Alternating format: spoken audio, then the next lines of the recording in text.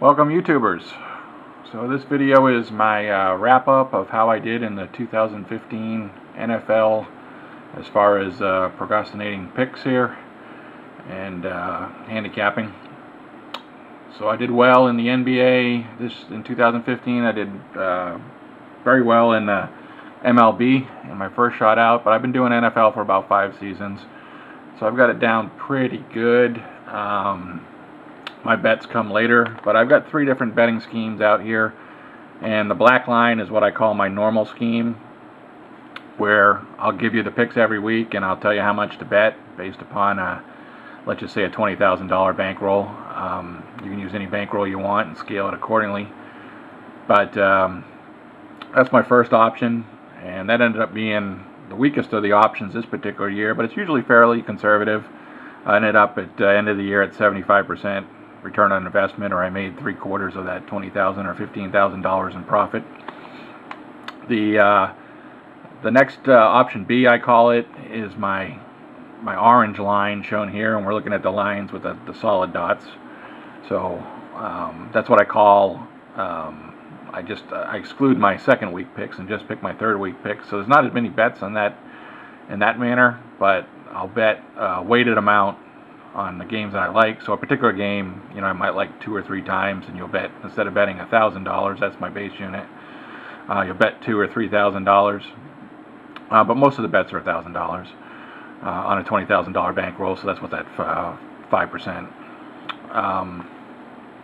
And so that ended up doing the best this year, and it got I think it was $19,178 in profit on a $20,000 bankroll, so just above 95% ROI. And my last method is what I call method C, and that's just betting 1 time per game of a $2,000 or 10% bankroll. And that did really well. It actually was leading most of the way. It faded right in the last week. My stuff is kind of back heavy in week 17. But it ended up at plus 17.4, so 90%. So all 3 of those methods were pretty good. So as I review it, there's no bets in the 3rd week really. 4th and 5th weeks, there's a little bit of bets in just my regular method. So it really didn't get started until about week 6. Week 6, everybody tended to lose a little. My picks tended to lose a little bit of money. The hollow dots that you see out here, the white center dots, are what you have to put in out of your bankroll.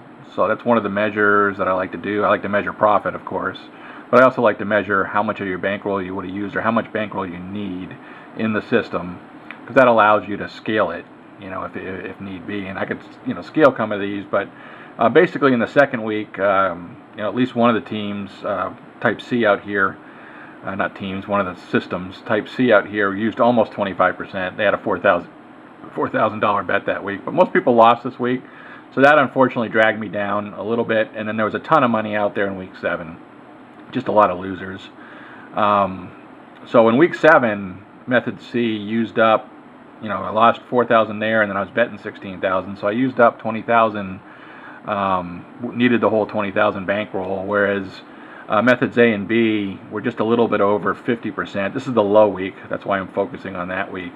If you were playing every single week, right, with my picks. This was the low week, so I only used like 10,000 of the 20,000 bankroll for my normal picks, method A. Method B used a little bit more, but you can see relative. So this was a little risky here, but those all, unfortunately for me, week 7 was a pretty good week.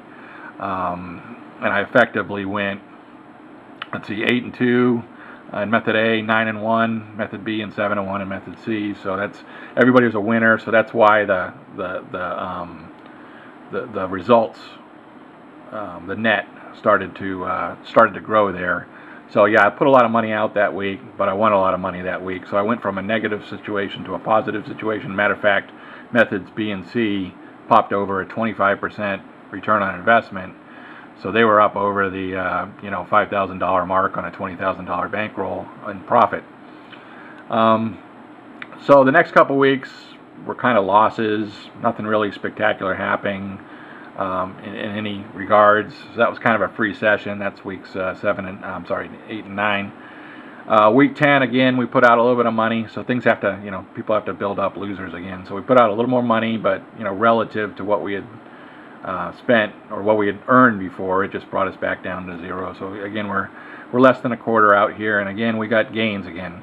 So yeah, this session, weeks 10 and 11, got gains, and got gains the second week. So that's when I hit 50% in method C, and even 50% in method B in the following week. And this guy was doing okay. This guy was doing 35% for method A. So weeks 12 and 13, again, no particular gain. I call that a rollover session. Anybody who paid for me got rolled over. And then I had a huge surge on week 14, and we went up over the 75% level for method C, and A and B are kind of hanging around here over 50%. So making good money. There was a step back this week in 15, and then so really usually you would quit that session out, the 14-15 session, you'd kind of quit it. But if you played it, you'd lose a little bit of money the next week. Not a major setback, but a little bit. And then the last 2 weeks, week 16 out here, was again another gain for most of the people. And then usually it comes down to week 17, and like I said, a lot of these things are backloaded. And so there's a huge amount of money out there in 17. If you elected not to play at 17, you still had pretty good profits. But week 17 came in pretty good this year. There's a lot of risk in that. Again, you were betting a huge amount of money, relative to where you were. Matter of fact, you had $18,000 out there for the B session. But it came back. That came back with the biggest winner was the B session, and even A did pretty well. So net, at the end of the year, all three of my systems were 75 to 95% return on investment. That's before taxes and before any fees on those sessions. But it's a pretty good return.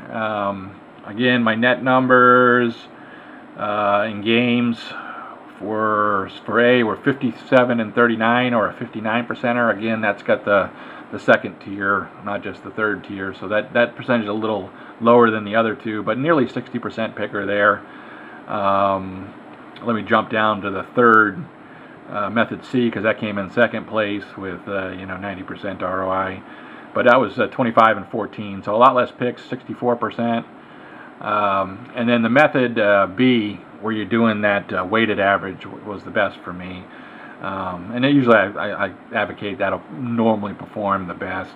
Anyways, that record, if you take the weighted bets, it's 57 and 39. That's not right. 42 and 19. Sorry about that. 68.8%. So that was my pick rate, a very high rate, nice high rate, and that's why I profited, nearly doubled the money, doubled your bankroll. And that's what I like to do. So when I like to have a good season. Congratulations to everybody who followed me. I'll be back on 2016. You can follow me on my website below if you want to get in contact with me or just see a little bit more about this info. But yeah, successful season, and congrats to everybody who followed me. And I'll be back. Thanks.